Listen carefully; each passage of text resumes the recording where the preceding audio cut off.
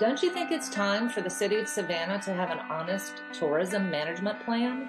Let SCAB start paying its fair share? And the hospitality industry needs to increase its wages? The impacts of new growth should not cost residents. All local elected officials on council and commission should have term limits. We're working hard to accomplish these policies. We need your help. Please contribute whatever you can, $5, $10, or $20, by going to bettersavannah.org. Donate. Thank you.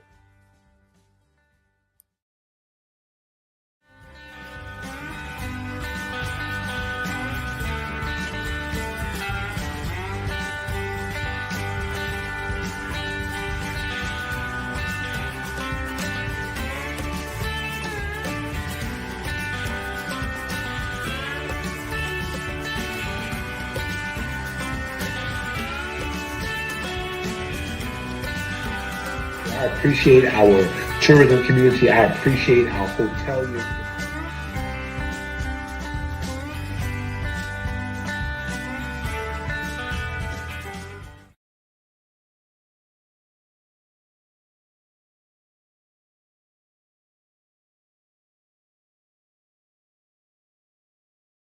The following show and broadcast is a production of Better Savannah, an independent expenditure committee dedicated to better policy outcomes at the state and local level.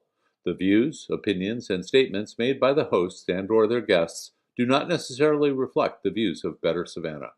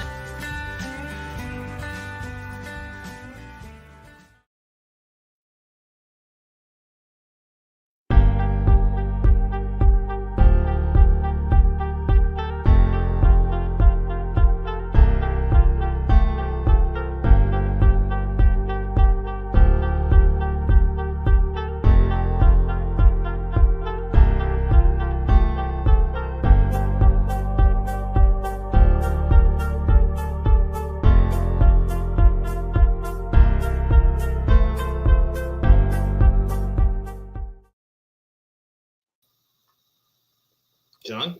Hey, Chuck. How you doing, buddy? Hey, good. How are you? Oh, we have once again, prepped for a hurricane that wasn't, thankfully, for the Savannah area. And, our thoughts and prayers go out to those in Florida affected. A lot of people I know personally, I'm sure our viewers can relate to that. So, it's windy outside. There may be some rain. I hope that none of our connections and internet and power all will hold here for the next bit.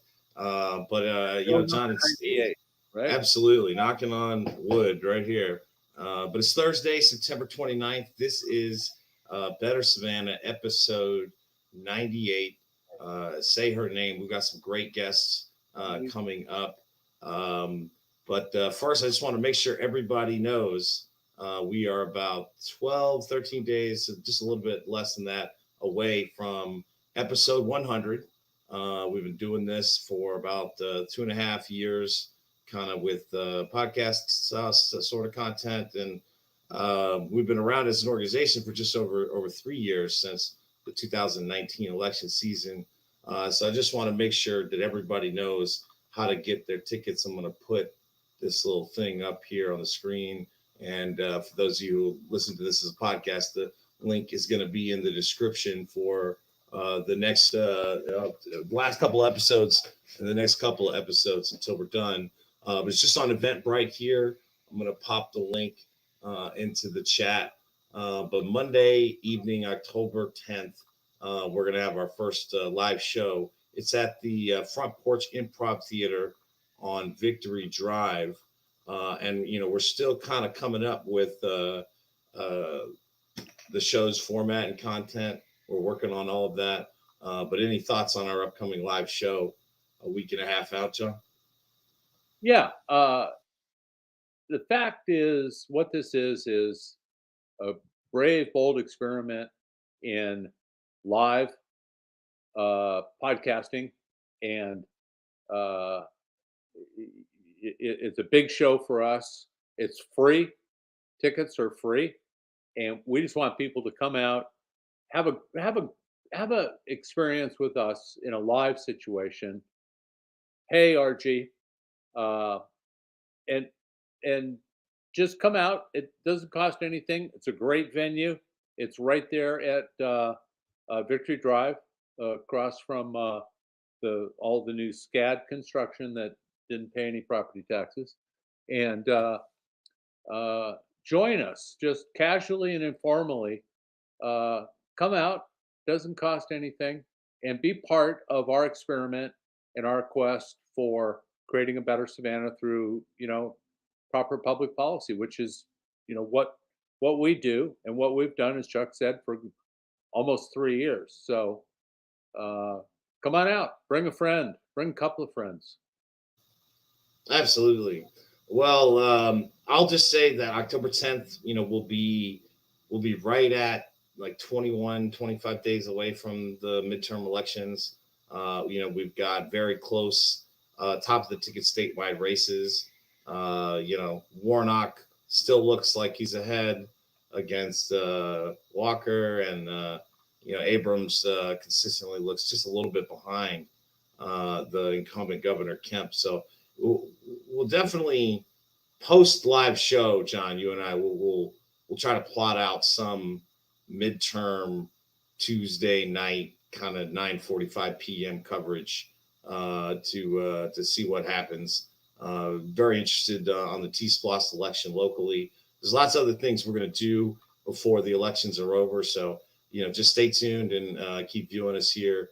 Either on Facebook, YouTube, Twitter, or via the podcast apps. So our show tonight, Say Your Name, is going to center around an update on a story that's, a coalition that's been working and progressing towards changing the name of Calhoun Square. This is in downtown historic Savannah. John C. Calhoun, one of the most notorious pro-slavery advocates and slavers, in our history as a country. And so a group of citizens have been trying to get this name changed. And I've got some content and news articles that I'll share, on the screen. But I do want to bring in our guests. Patt Gunn really needs kind of no introduction in the Savannah area. Hard worker. One of the many leaders of this coalition. And Marc Henley is this coalition's PR director. So I want to bring them in and just say, welcome. Thank you guys so much for joining us. I'll start with you, Marc. You moved here a few years ago, got interested in, how did you come to get interested in this particular subject? And just tell us a little bit about, how you came to it. It was visceral in a lot of ways, Chuck. I was just not. When I would travel around this beautiful city of ours, I would see the Calhoun name, and it hurt my gut, because I knew what he had done. I knew what he stood for. I knew that he was a white supremacist, and it just didn't feel good that the city that I had chosen to make my home was one that honored such a dishonorable person, someone who had disrespected such a large number of people for such a long time, and set the stage for what became the Civil War, where so many people died. And I I started to look into it in early 2020 to see if there was any kind of action or any kind of movement going on, and that's when I came across Ms. Patt Gunn, who has become a great friend as well as a fabulous colleague in this effort. Thank you for that. I'm glad you knew your history. I'll tell the audience we were chatting off camera before we went live, and I like history too, Marc. I've read a whole bunch of the Civil War, Reconstruction, the Great Migration, and the Jim Crow era up to civil rights. So that touched me deeply that you knew your history well enough that Calhoun was, the equivalent of a QAnon or Proud Boy in his day. So kudos to you for that. And Pat, I've known, gosh, since I was on the county commission, and has always been a joy and a pleasure to deal with. Pat, welcome. Thank you. So glad to be here, John. So glad. Yes. Well, I'm gonna jump out here and say that our audience probably needs a little bit of background on the history of your effort. I know it's been a long one, and I know that you're very, very close. So would you or Marc like to give our viewers a short thumbnail of the effort to get Susie King Taylor appropriately recognized? Well, I'll jump in to say I think it's appropriate that we know the history of how this evolved. Tourism downtown, cultural heritage tourism, and I tell stories about the journey from slavery to freedom. And on that journey a couple of years ago, we were contacted by a guest that came to Savannah, and she took a ghost tour, and she shared with us that they were talking on the ghost tour about how they were digging a gas worker was digging at Calhoun Square, and they found a skeletal. And so we began to research it, and surely it was a human skull. We then began to research to find that, oh my God, this is a burial ground, and it's called the Negro Burial Ground. It's at Calhoun and Whitfield. So Whitfield is closer to where the enslaved were buried, and Calhoun is where they had a stranger's cemetery. We'd worked over the years and admired Hugh Golson's work. So I contacted Mr. Golson, and I asked him about the burials, and he said it's long overdue. They should be commemorated. And to make a long story short, we found out that there's a process to rename a square. Initially, we wanted to rename both of the squares, and we had names such as we wanted Whitfield Square to be called Sankofa Square and Calhoun Jubilee Square. The city compromised with us and said, why don't you do one square? And if you're going to do one square, you should go for John C. Calhoun because he's from South Carolina, so we can just kind of send him back. You're going to have a more difficult time getting George C. Whitfield because he's from the United Methodist Church, even though he was also a slaveholder. And so we decided to amend our application and just go after Calhoun Square because of his legacy as a pro-slavery advocate. I don't know how many people are aware that he was also one of the planners of the Trail of Tears for the Native Americans to march from Georgia to Oklahoma, and just not a good person to commemorate on city taxpayers' money. $5.5 million budget for the Green Space Department doesn't sound very good for him to be an honored person. So we decided that we'd like to replace it with an honorable person. We did our research and found that Susie King Taylor had been honored all over the country, but not in her state. So we have her originally born in Liberty County, and then at 7 years old coming here to be with her grandmother.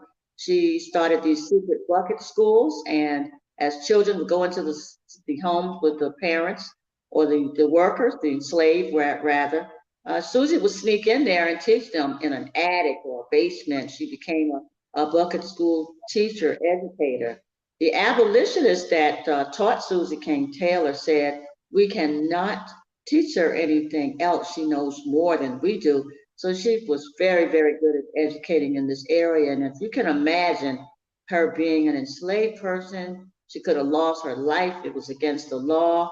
And so the Civil War begins, and she joins the Civil War on the Union side and becomes the first African-American nurse. So she's got wonderful history.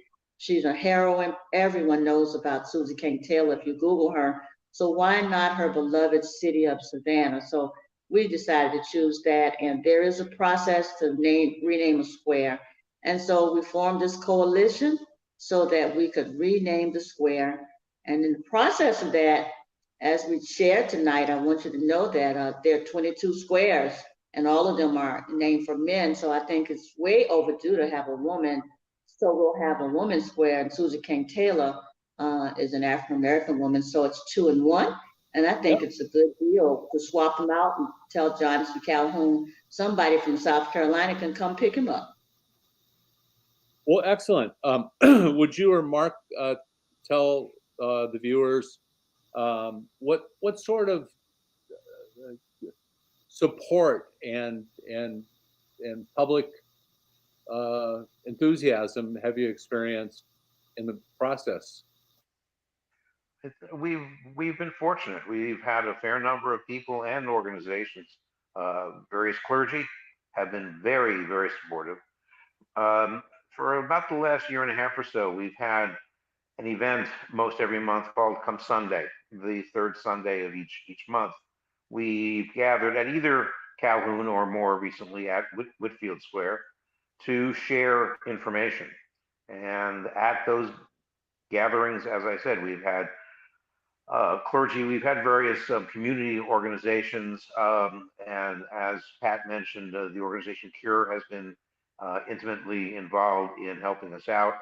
I might mention that on the national level, the Southern Poverty Law Center has expressed their full-throated support for our efforts.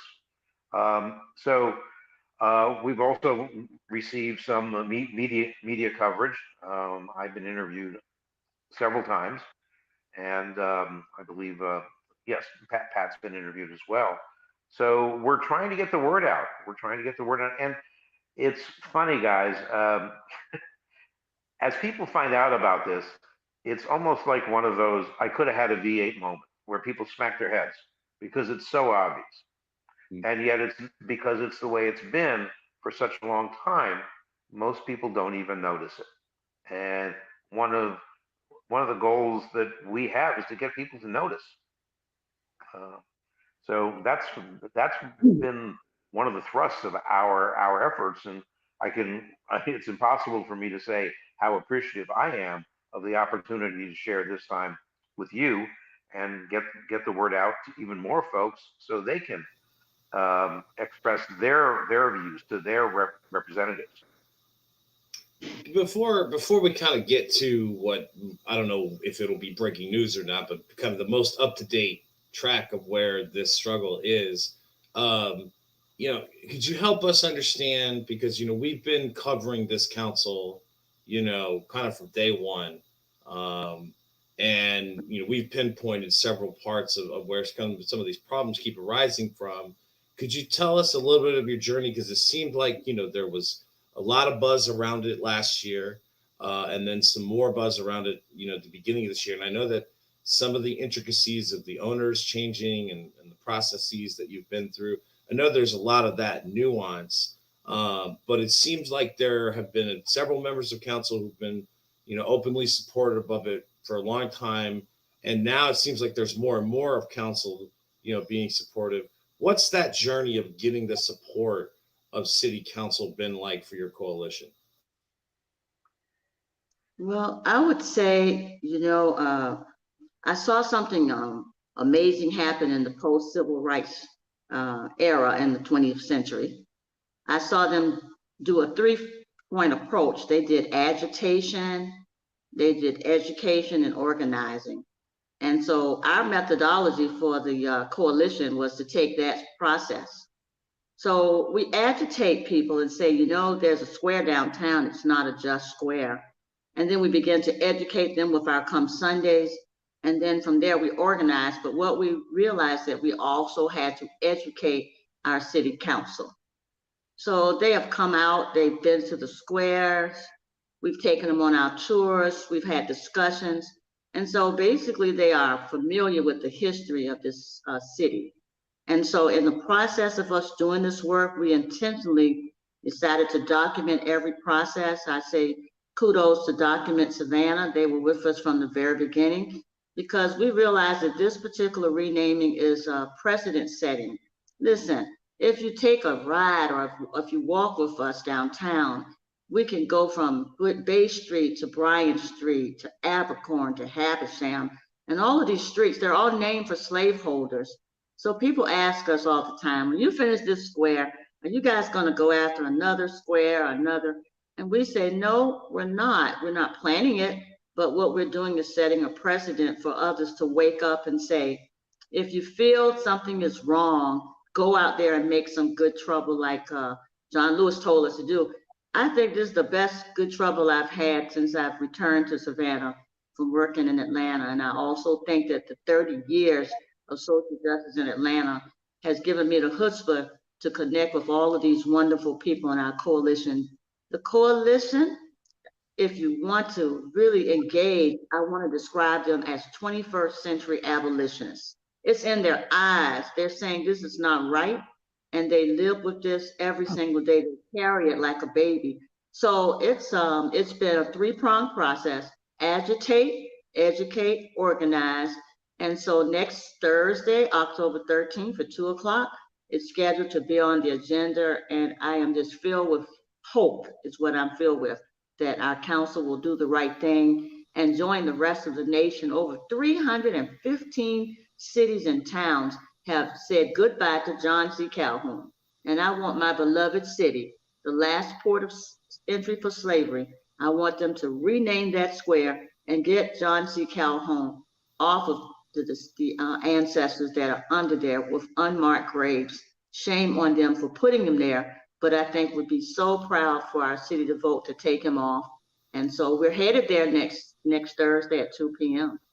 Let me just follow up with you, just because I a lot of times when you're fighting for real change or things that especially at the local level, progress seems to come slow at first and then all at once. It's kind of that old saying. And so the city manager's throwing the support. That means the mayor likely supports it. What do you think? What do you give credit to this recent change in support from the administration that makes them seem to be moving forward? One of my board members nationally, his name is Eric Saul. He's a military historian. And he talks about in every generation, we reach a tipping point. There's a book called The Tipping Point I would encourage folks to get. I think that our city has reached the tipping point. It's time for truth and healing. And we cannot heal until we tell the truth. When you walk around in these squares, you need to know that there may be people underneath there. There's a 68-page report that says that there is a radius from East Broad Street all the way over to Whitaker of unmarked graves that were enslaved. So it's time for truth telling and then reconciliation and healing. So I believe the city is ready. Mayor Johnson did talk to us and say, well, not only the renaming, but we also want to find a way to put together a project to commemorate that entire area where the burials are. So it's an opportunity for us to heal and to tell the truth, like the other two port of entries. If you go to Charleston or if you go to Richmond, Virginia, they have markers in commemoration. And you come to the third entry and it's like, shh, let's not talk about it. So I think this is precedent setting. We don't get a lot of sleep, you guys. We're just working all the time on this, but we know that we're carrying something that will be a model for others to take heed and go forward as well. That is so striking, Pat and Marc, that Calhoun's own history is horrendous in and of itself, given his positions, but to have a square named after him that's actually an unmarked slave burial ground it just compounds the context of this and the importance of it in such a dramatic way. I'm really, this is not just a 2-for-1, but a 3-for-1 in my view. I have one other question for you guys, and I'd be remiss if I didn't ask it, and I don't know the answer, but did the Historic Savannah Foundation, were they ever approached, and if so, did they take a position on this? I gotta ask that. Initially, we got word that they were going to become engaged in this, and they were going to actually, once it's actually approved, they were going to be responsible for putting the marker down. Since that time, we've not heard anything from them other than to say that they would not get engaged in this. So they have not been engaged in this at all. Let me just say this about them, because at this point, we've done a lot in 2 years. But listen, when I come back to my hometown and I walk around downtown and I see that we don't have a lot of African-American markers, and all of those historical markers, I say that the Georgia Historical Society needs to up their game in terms of numbers. Shame on them to have all of these markers, for example, in Johnson Square. You got 7 markers, including a bench for Johnny Mercer. And that was one of the places where they auctioned off enslaved people. You go down the Wright Square, the same thing. So they've got to up their game. We are not dependent on Georgia Historical Society to give us a marker. Once this is done, we'll raise our own money and we'll get our own marker like Dr. Abigail Jordan did. I just think that it's very unfortunate in terms of the number of things that they have not been equitable in terms of what happened here. 8 different tribes built this city, and they don't have but 2 markers down there on enslaved people. One at the Green Meldrum home, talking about Sherman's march to the sea after he freed us, and the second one at the Second African Baptist Church by the Georgia Historical. So, it would have been cool, really cool if they would have joined us, but at this point, we can do our own marker program, no disrespect. But the politics of that, we don't want any of that. We've done this ourselves with the people, and we're not getting into the political field with the Georgia Historical Society. Fair enough. And John, if I can add something. Please. I'm a retired psychology professor, okay. And I taught in the clinical area primarily. And one of the things that Pat has shared with me, as well as several other of our coalition members, is I don't know whether your audience is going to appreciate the breadth of what I'm about to say, but being in those squares is traumatic. And I'm using that word advisedly, but when one experiences trauma, it is at a very, very basic, visceral level. And so one of the things that I find almost offensive is that Savannah is the most haunted city in the country, and we joke about it, and the ghost tours make a lot of money, and so on and so forth. A lot of trauma.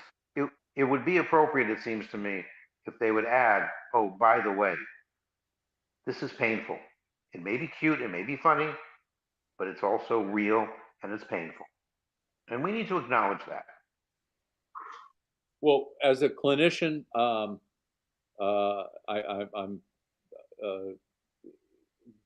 gratified to hear that point of view. And when Pat just a minute ago was helping me understand that here we have a unforgotten, uncommemorated, basically mass grave for slaves, and then we salute the guy with the honor and the prestige of naming the square. That's exactly what happened to me. As I went, whoa, that's double jeopardy. That's more than just an injury. That's a double injury. So Thanks for that. Chuck, you. Oh, I was waiting for you. I thought you were about to go again.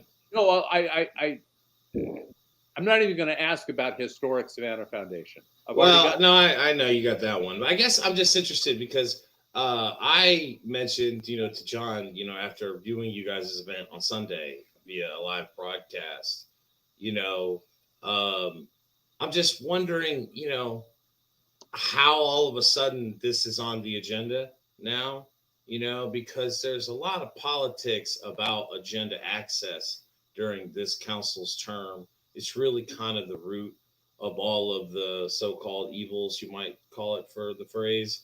And I'm just wondering if either of you, what was the straw that broke the camel's back that jumped forwarded this to coming up on the agenda? Because if it comes on the agenda, likely there's going to be a vote. And it appears from public statements that I read and from you guys telling us that, there seems to be a majority on council that are going to support this change. I'm just kind of looking for what the secret sauce is here, because progress comes a little slow lately. Persistence, Chuck. They've been dogged and right for a long time, much like us. Sure. Would either of you like to comment? Mark, you want to jump in on that? Well, we were very, very fortunate this past Sunday at our gathering in Whitfield Square. 3 members of council joined us, and Alderwoman Lanier was taking very, very careful notes and took the initiative, and to my mind, really did a good thing. She acted like a leader, and she wrote a letter to the mayor and her council colleagues, as well as the city manager, in support of our efforts and requesting that we be placed, that our petition, our application be placed on the agenda for the next council meeting, which is coming up at 2 o'clock on October 13th. And that's really been theoretically, this is supposed to be an effort that comes from the ground up. But coming from the ground up needs support from those who are on top, as it were. And so getting the three alderwomen out there and hearing how supportive they are and have been. You mentioned Dietrich. I ran into Dietrich downtown a couple of weeks ago, and big hug, big smiles, and so on and so forth. We're going to get this done. And I believe that our leaders are people of good hearts, good minds. And I think that, as Pat indicated, we have reached a tipping point. So, yeah. Pat, you want to add anything? Yeah, I just think well said. I mean, we called the rest of the alderwomen in that post 1 and post 2, specifically because the application says, so that folks don't think we're picking out on politicians here and there, it says that we have to have somebody to carry this vote. And so it can be the mayor, or it could be the district representative, or alderwomen from post 1 or post 2. So we asked them to come so that we could educate them as a part of that process. We did not want them to go into that session next week and not have all of the right information as to what would happen. And they were the ones that enlightened us that it requires 5 city council people to ask the city manager to place it on the agenda. We wish we knew that 2 years ago, we would have been done. But that, I think, was one of the things that was a tipping point in our work. The other thing I want to share is, you don't give city officials who have power any opportunity to say that you're threatening them, because that's not what we do or what we represent. But I did tell them that after December 31st of this year, we're going to release our hands if we can't get it done. And when we release our hands and say, well, we tried, then there are people ready to come into our city and have civil disobedience, sit-ins at both Calhoun and Whitfield Square. And they also will call for an economic boycott of tourism in Savannah. And I think that that was a wake-up call as well, because we have no control over the new generations that have said, Sister Pat, all you guys have to do is give us the word and we'll come on in. And we're saying, no, no, no, we want to talk and work with our own city. We don't want you to come in. But if we close up and go home, then it's total carte blanche on civil disobedience in Savannah, because people around the nation are enraged at the fact that we still have a Confederate monument with unmarked graves. It will be the second one in the nation. New York City first, not Tulsa, but Savannah. From 1748 until 1851, if you were a slave downtown, you were buried in your planter's backyard until they put together the public graves. And the public graves are the ones that these statues are on top of. So yes, this is the most haunted city, but they don't tell you that they built on top of enslaved people. If you walk downtown, look at the sidewalks from now on at the bricks. If you see any bricks that are called graves blocks, those are the blocks that they use that were reject blocks, and they used them to place on the top of the slaves' burials. No specific name, just graves blocks, and they're all over downtown. So the tipping point keeps coming up. We want to work with our city and we want to get this done. We don't want outsiders coming in, but when we close up for the day, then they're on their own. Gotcha. I want to point out, in doing a little bit of show prep for tonight's conversation with you guys, I had to refresh my memory and kind of get up to speed. So I Googled Calhoun Square and renaming and the Oglethorpe plan and everything else. And I mean, there are pages and pages on the internet, not just locally, but regionally and nationally, that are following this story and have been, in large measure, due to your efforts right here, reporting on this. So I understand the boundary is just not limited here. It is substantial, regional and national. Absolutely. Secondly, John, I just want to say, John, even before you go further with that, just to put a little plug there, we had the chief journalist for the Washington Post with us for supposedly 2 days. Excellent. And she stayed for 9 days. She called me the other day and said that this story will be a front page story next Sunday after the vote. So the nation is watching. Awesome. Well, job well done, you guys. I also want to, just in terms of housekeeping, we keep talking about The Tipping Point. That's a book by Malcolm Gladwell. Well worth reading. A fun read, an enlightening read, and readily available on Amazon, probably for next to nothing on a used basis. It's been out for a while. Yes. Chuck, what else you got? Well, I mean, I'm very pleased. Just like some of the other issues that our organization, you and I, we've been advocating for a long time. There's been some progress. And so, in the bigger picture, we mentioned before we came on, Pat, State Rep Gilliard has sponsored the Gullah Geechee corridor bill. Where does this fit into this larger picture of historic preservation that has equity in it? Because there's a lot of people here who talk about historical preservation, but it's like, whose historical preservation? Yeah. Yes, I'm so glad you asked that question. So I've had lots of conversations with him, and he allowed me to draft that bill, which is House Resolution 925, and it passed unanimously on the House and Senate side this spring. So excited. One of the things that I shared with Representative Gilliard was that, in 2006, we put together a federal corridor of Gullah Geechee states. It's North Carolina, South Carolina, Georgia, and Florida. And I said, South Carolina is doing such a good job in terms of preserving their culture, but when it comes to Georgia, we're losing.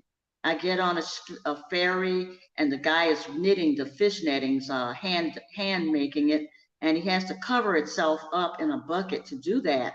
I said, what are you doing? He says, well, I'll lose my job if they find out that I'm doing some fish netting. And so I see that on the Georgia side, we're just so far behind. I'm excited because this resolution is going to help Georgia to preserve the Gullah Geechee community's different genres, such as their folk ways, food ways, burial rights, water rights, spirituality. It's going to encompass all of that, and it's going to encompass the 9-county coast, and we're working hard with him on that. And it does include this area, which is the spirituality category. So when we talk about Calhoun Square in commemoration of the enslaved, it falls right into the resolution. We also have gotten calls and support from Warnock and Ossoff's office.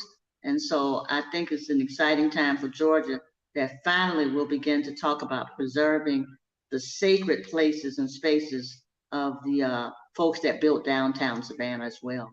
It's the dignity that's missing. Dignity. Absolutely. And if I can pontificate for a minute, this council needs a win. This council needs a unanimous vote on something.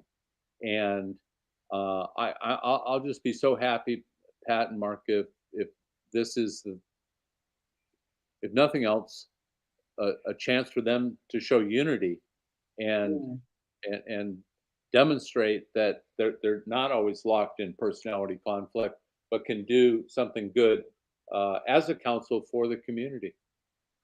Well, yes, John, to pick up on that, let me invite you and Chuck and other people watching this, make sure that we are on the agenda and come to the meeting October 13th at 2 o'clock. Your visual or your visible support will mean a lot, and it will help to push the process forward and maybe help us get across at least this finish line, because there are What time is the meeting next week? It's October 13th, 2 o'clock.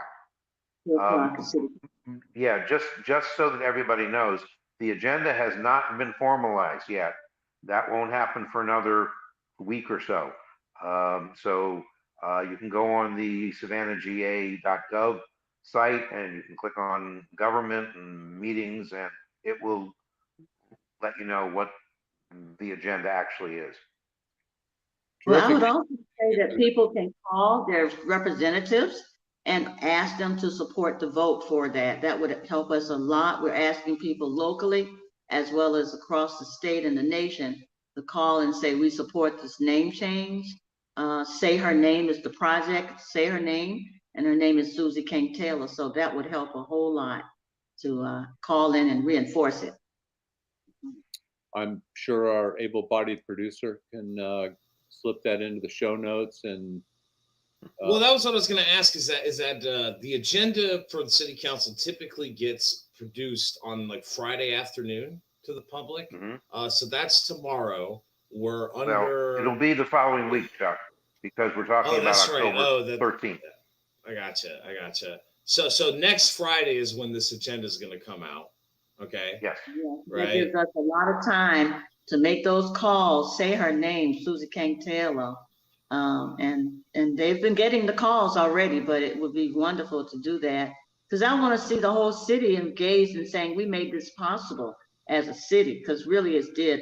You know, the real heroes in this whole story are those beloved neighbors around Calhoun Square that went door to door knocking and asking people to support the name change. Someone said that we as a coalition, specifically me, we went around and we convinced the neighbors and we kind of like held them, you know, at bay. And I said, no, we did not. We couldn't even identify the neighbors face to face, because we knew that it would be too dangerous for us to do that, especially me. And so the neighbors were bold and they went door to door and convince their neighbors that this was the right thing to do. And some of them said, yes, where do I sign up? Others had to have several conversations, but the neighbors, if there were ever a documentary or film done, I would love to say that the neighbors are the heroes, the ones that were bold enough. You know, a lot of us, especially someone like Alderman Blakely, she did remind me the other day that we used to have a maypole in the center of Calhoun Square for May Day on May the 1st. Oh my God, I didn't know that we were standing there and underneath us were hundreds of enslaved people. My mother was a cook right across the street at Western United Methodist Church. I would do my homework in that square, and then I would go to the store right next to Massey around that corner, and we would stand there and hope someone would go inside with our money and buy us a treat because we were standing in the middle of segregation in the early 60s. So it's a lot of re-memory there and a lot of trauma. I want to see Calhoun's name removed because I think it will begin to heal some things that we did not even know. That's a beautiful story, Pat, that the neighbors on the square actually picked up and went to work on behalf of the cause. That's incredible. Yes, sir. Well, is there anyone on council that our listeners and viewers should be dialing into? I know that we've gotten public commitments from the two at-large alderwomen and the first district alderwoman who's trying to carry the bill. Is there anyone on council that has not given a solid affirmation that they're going to vote yes on this? Well, we haven't lobbied individual members. We left that for Diedrich to say, talk to your colleagues and see if they'll support you. Because we wanted to make sure that those that qualified to carry the bill, though, were aware of it, we called in post 1 and post 2. I do want to say Alderwoman Lanier came and she said, I'm in. We've had Nick Colombo. He's come to the square and met with us and said he's in. I understand Mr. Purdy says it. I haven't had a conversation with Linda Wilder Bryan in the 3rd District, but I will have one, and she's my dear friend, high school and college. So I'm, looking forward to talking to her and say, hey, I need this vote. I want it to be 9-0 because it's the right thing to do. Chuck, absolutely. I think they got this. I mean, they have done this so well and patiently. And sorry, that's my cat. The mood of the country right now is with them. The threats to democracy, the January 6th committee and everything that's come out of that. I mean, the country and Savannah needs something good right now, and this is something very good. So I think their timing is prescient and blessed. Well, John, and I'm not going to ask either of you to comment on this, but I think there's a lot of folks right now who are continually talking about the personal and personality differences on this city council. But I'll remind everyone that on some of the most crucial vote in this term has probably been to hire Jay Melder as city manager, and that was a 9-0 vote, where everyone on this council voted for the guy who appeared to be the most qualified for the job. So I'm hoping that this is going to be another, big win moment for this council. They need to know when to set aside differences and vote together, just like we talk about, the state level or federal level parties in opposition, to each other. Just because we're going to fight on other policy issues doesn't mean that we can't come together and do the right thing, especially on something that, if somebody tries to sell me that this costs the city a ridiculous amount of money to change this name, I'm just going to laugh at it compared to the amount of money this city spends on capital, and general fund monies for maintenance and operations. So, just any thoughts about this as a seminal moment for this city council that's struggled at times to work together? We feel like this is one of those opportunities that the council has, and to come together, and we're looking forward to seeing that happen. Yes. Well, we'll be there. I can speak for me, and I'm guessing Chuck can probably schedule it. I'm retired. He's a hardworking guy, but nothing would please me more than to be there when you guys are victorious in a very long, hard, and well fought effort. Well, we look forward to seeing you there, and we ask that everyone listening pray our strength. It's bigger than us. I think that every member of the coalition, they're from all walks of life, and I think that before they were born, they were chosen for this work, for this season, and for this time. So we're just honored to be a part of it, honored to be the vessels, and we hope we can set precedent for new generations to say what John Lewis said. He said, you know, wherever you go, if you see some trouble, then you need to make some good trouble. I think this is the best good trouble we have had in this century for Savannah, and we're just honored to be a part of it. We're just honored. Awesome. And we are very, very honored to have been recognized by you folks. Thank you, guys. Yeah, sure. It's a pleasure. We appreciate you guys stopping by. And, I'll just remind our audience, there are some other leaders in our city, especially the mayor, who is very active on social media. Take that opportunity to remind them when you see them on. But we will check back in on this story for sure. I hope both of you can join us on October 10th for our live show. I'll make sure you got the link to get your registration in for free tickets. And, hopefully by October 10th, we'll have a really good idea of what that vote's going to look like. Congratulations. Absolutely. Thank you guys so much. And we'll talk to you real soon. Thank you. Oh, that's wonderful. Well, John, we could cover one or two things and keep it going, or keep it succinct. It's up to you, man. It was a wonderful interview. I'm very, very fond of. It's my first time meeting the other gentleman, but we're all very fond of Pat, obviously. Sure. He's a big presence in this community and has worked quietly and effectively for a long time. I admire her. I just hope, Chuck, to riff here for just a second. I just hope that we could be this successful with the weeping time. I didn't want to bring it up to I didn't. That's not that's not their coalitions. It's but that quote, progress is often slow and then comes all at once. Yeah. And I think this is just a really good example of that.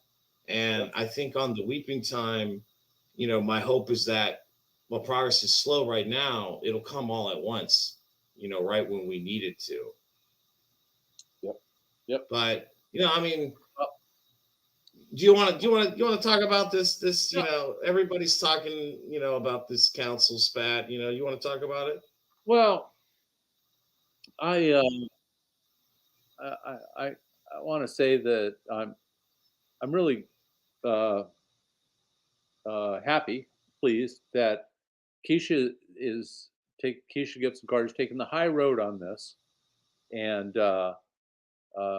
essentially saying that's in the past. It was unfortunate. It was painful, but there are much greater issues of importance and significance that I'd rather spend my time focusing on.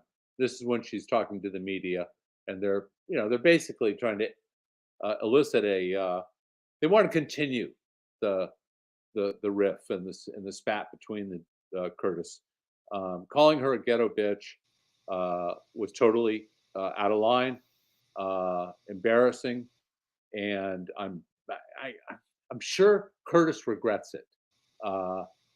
I can't help but feel any other way other than he screwed up. He made a huge mistake. But I am glad that Keisha is not holding on to it. And uh, Curtis, I guess we're waiting for an apology or some sort of commitment not to, be that ugly again. So that that's my thought on that one. Well, there's some national kind of coverage of this forming, Yeah. and I think it's important to. I just think it's important to have a measured response, like the Alderwoman's having. It is unfortunate. There's a video that I'm not going to show, of body cam footage, the audio of which, is at best intermittent and at Yeah. worst downright manipulated. I'm not 100% sure. Obviously, I'm not making any claims Sure. against that officer. But the story that I've been able to gather, John, is that there was a constituent, a citizen, okay, who has an issue and was speaking with Alderwoman Gibson Carter and the deputy city manager, Heath Lloyd. Do Okay? you understand this constituent? Was she a 6th district Curtis Purty constituent? I don't, to be 100% honest with you, I don't know exactly who she is. And I think that person should come forward themselves of their own volition. I don't want to dox anybody. I inferred that from the facts that were shared. That as far as I understood, okay, there is a zoning or there's some type of property land use issue that affects her, quality of life, and has been working for a long time on this. And Alderman Curtis Purty, walked over to this conversation, and the constituent expressed that they did not want him there. If you're walking up to a constituent, if there's 3 people in a conversation and you walk up to a constituent, that's one. The other alderwoman that you supposedly tell to shut up and can't and don't like and don't respect, and the deputy city manager, and the constituent tells you they do not want you to be there. That should be the end of that interaction right there. As soon as it doesn't matter what your feelings are on the other person, whom you might oppose politically. No, you got to respect that. You need to respect the that's the frame I think has been missing from this story. Is where is the respect for the constituent? And I just want that to be a point out there. Go ahead. Well, I think you're absolutely right, and I don't know if Curtis's feelings were hurt that he was told he wasn't needed in the conversation, and that caused him to be ugly and nasty and say the ghetto bitch thing. I don't know. What I do know, and I'm going to walk this way back to January, February, and March of 2020, when it became clear that Mayor Van Johnson was intent on changing the rules of council. That is ground zero for the friction and division, the partisanship and bitterness that has carried along with this council since its inception. And I was talking with someone earlier today on this subject, and it would have been so much better, Chuck, if Van had not shoehorned this gag order into the rules of council so that you had to have 5 people to get anything discussed on the agenda. I think Van would have been much more of a leader and much more thoughtful if he had just said, "Okay, we all ran our campaigns. They were hard fought. We all made commitments to our constituents. So If we have long meetings, that's fine. Bring it on. We'll put whatever we need to, as we've always done for the last 20 years. We'll put anything on the agenda that's necessary and roll with it and debate it out. And if you got the votes, it passes. If you don't, you don't. That would have been what have I called this about the mayor?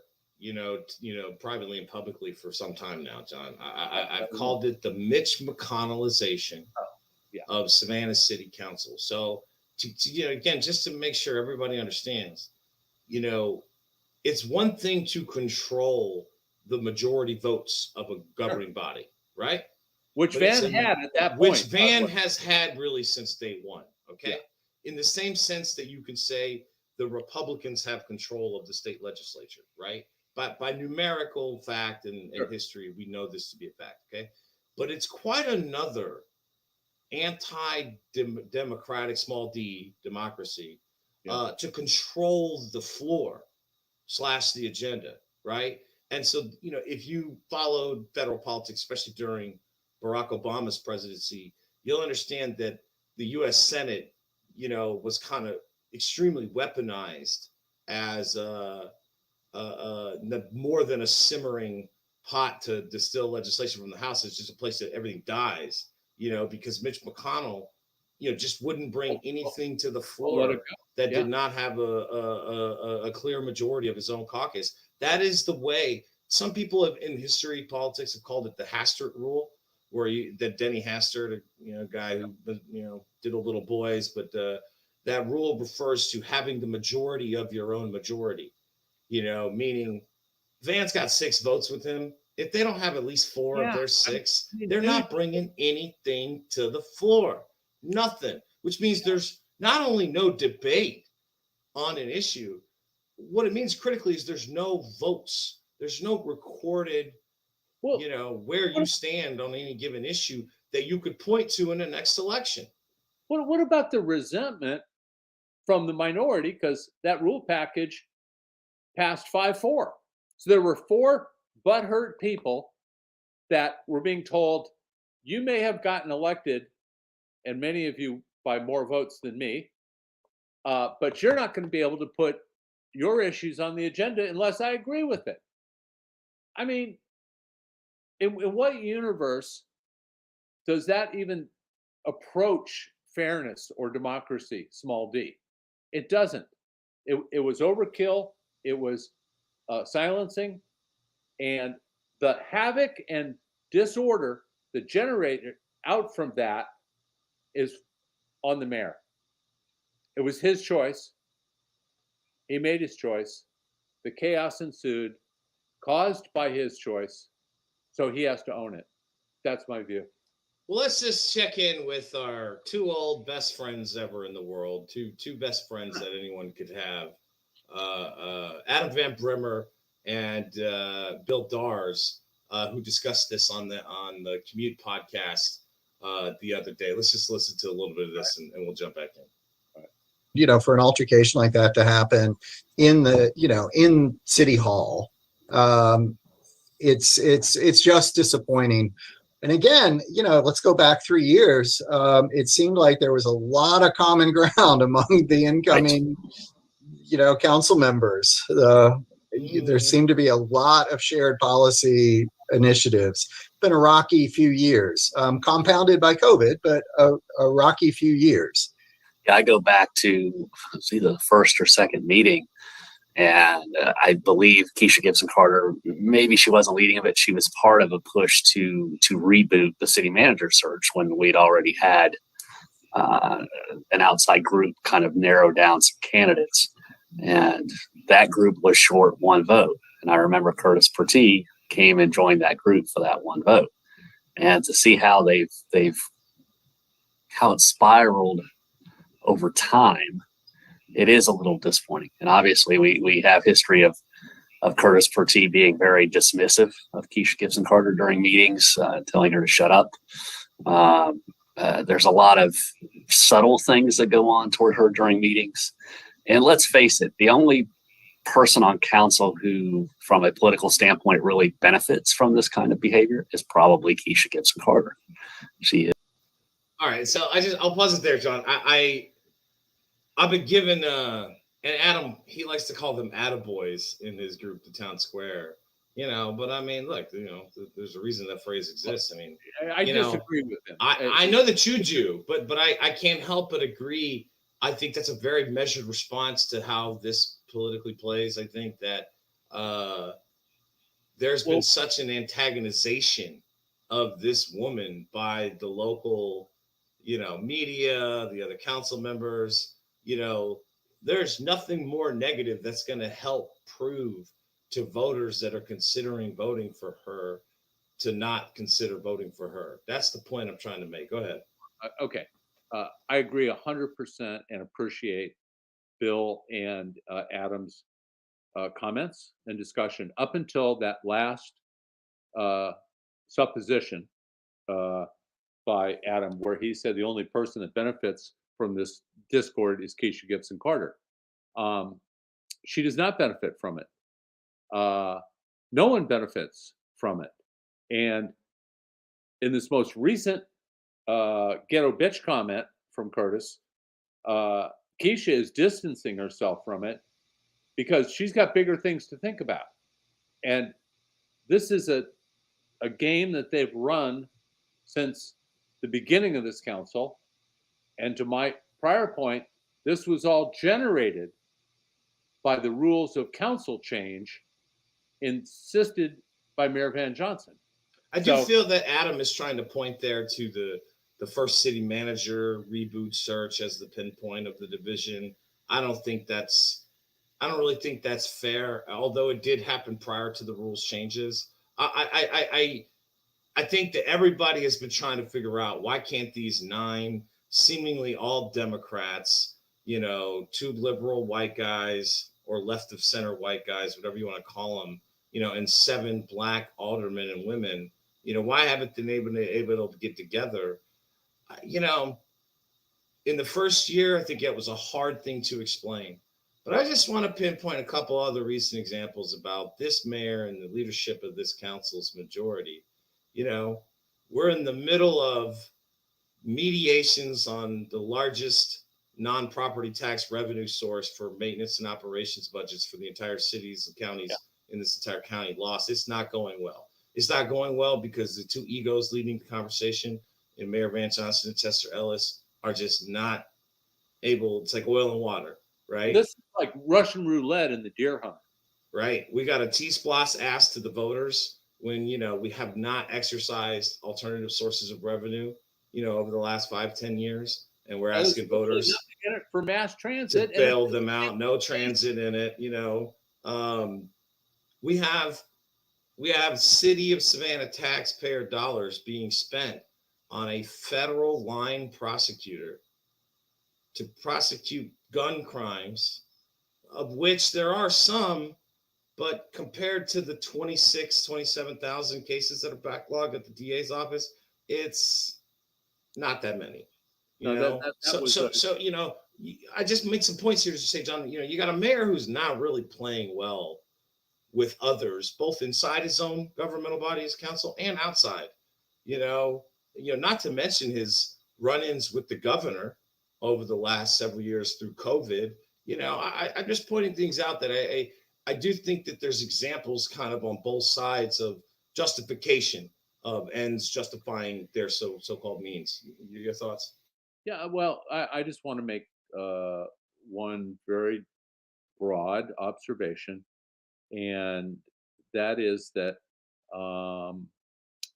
if Van's accomplishments matched his rhetoric, he'd walk into office with unanimous vote of the public. Unfortunately, what is really beginning to emerge in the electorate's view is they kind of got sold a bill of goods.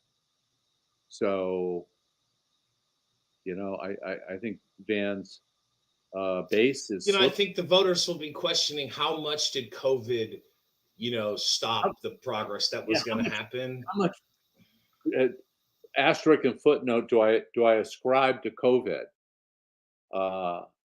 I'm sure we'll be reminding people of the big deals the term limits, the impact fees, the pilot fees, the greater transparency, the public safety issues, they all campaigned on, and their scorecard, their report card, is going to be abysmal. But it's not the minority's fault. It's got to be owned by the majority, and the majority is Van Johnson. No one else really has a voice of their own unless they've gotten pre-clearance from Van. I agree with RG's comment here. Without COVID, this mayor would be a flop. Certainly, I think, let me rephrase. Without COVID, this record of this council's majority would be atrocious. I think by any stretch of the imagination, more bonds, for development, more downtown priority, historic preservation with no equity, Totally ignored the weeping time. Exactly. Completely ignored the weeping time. It's unacceptable. Didn't have time for it or interest. I know. Well, and it's just, and I'm so tired of being on other sides of people we don't like, so we don't work with them. This can't be where we governed in the 21st century. We've got to get beyond that. We've got to work together where we agree and work apart where we don't. It's that simple. If we can't do that, why are we leaders in this community? Why? No, I mean, Better Savannah has been thoughtful, adult, very clear. We don't mince words. We don't waffle on our positions. And, sometimes we're wrong, but a lot of times we are right. And that's our role. I sure hope people will come out and join us on the 10th and read my mind. Just have a casual, relaxed, ask us questions from the audience. Yeah, for sure. We're going to have a Q&A portion, a town hall type of portion. Still working out the guests. But October 10th, Monday, October 10th, 7 p.m., you're going to have to register, to get your tickets. Okay. There's only about, 60 tickets left or so, for a 100-person audience. Everything is free. There is a cash bar for beer, wine, and popcorn. It'll be casual. So it'll definitely be a sit-down event. We're looking for, good kind of. I am convinced, John, that we're going to do about 35 minutes and then a short intermission. All right, and then another 45 minutes. That includes kind of interactive, portion of the show. So we're going to see. Go ahead. Make no mistake, it's at the Front Porch Improv facility on Victory Drive. But John and Chuck are not going to attempt to do comedy. We're going to do a straight up show. I mean, I got to throw a couple of jokes in, I think. I think we will do a little bit. But you got some in mind? Oh, yeah. I got tons of jokes, man. Awesome. Well, that's how we need to sell this thing is come see Chuck's stand-up routine at the... Not my stand-up. I just, I think there's definitely an aluminum cup joke. There's definitely, at least this isn't off of Broughton Street, jokes. I mean, a lot of good things to be had there.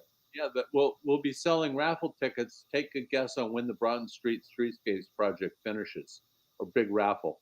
We'll donate the proceeds to. Well, also too, John, I'm I think we should consider a straw poll for the mayor's election next year. Get a group of 100 Savannians together.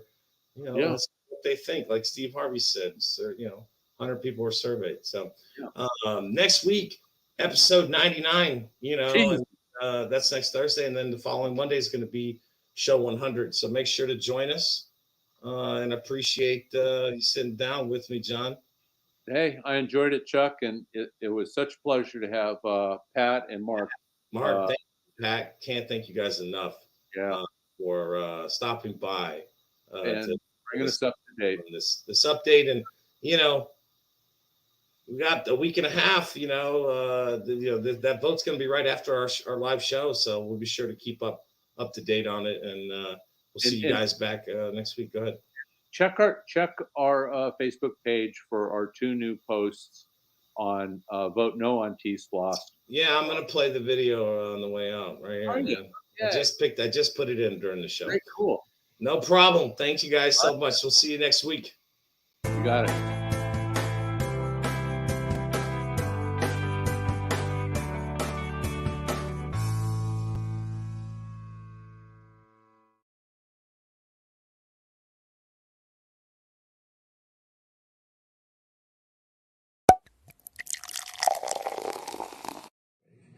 Savannah needs additional tourism.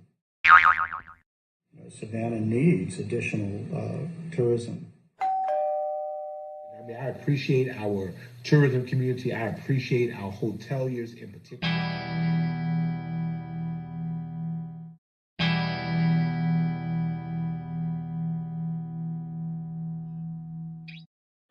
Don't you think it's time for the city of Savannah to have an honest tourism management plan? Let SCAB start paying its fair share? And the hospitality industry needs to increase its wages? The impacts of new growth should not cost residents. All local elected officials on council and commission should have term limits. We're working hard to accomplish these policies. We need your help. Please contribute whatever you can, $5, $10, or $20, by going to bettersavannah.org. Donate. Thank you.